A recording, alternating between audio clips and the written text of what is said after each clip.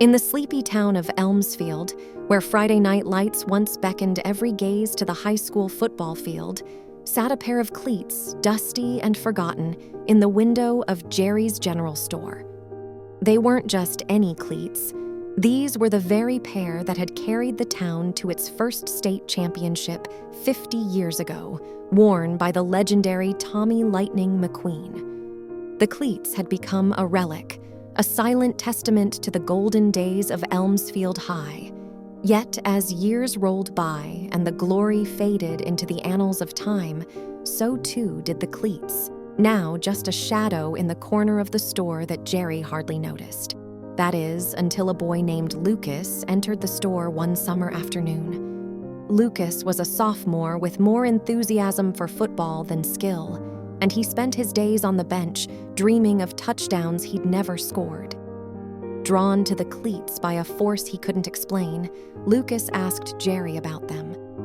With a smile wrapped in nostalgia, Jerry spun tales of Tommy McQueen's lightning speed, how those cleats had danced across fields, and how they seemed to fly on the final touchdown of the championship game. Lucas, with a spark of longing in his eyes, returned to the store every day to hear more about Tommy and the cleats. He began to imagine himself not on the bench but on the field, cleats laced tight, the crowd chanting his name. One autumn day, with the big homecoming game approaching and the team's star player injured, the coach, in desperation, looked to the bench. Lucas, with McQueen's stories pulsing through his veins, volunteered. "Don't you need proper cleats?" the coach asked, eyeing Lucas's worn-out sneakers.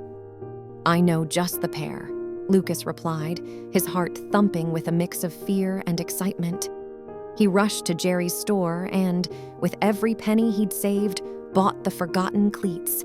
They were old, the leather cracked, but when Lucas slipped them on, they fit as if they were made for him.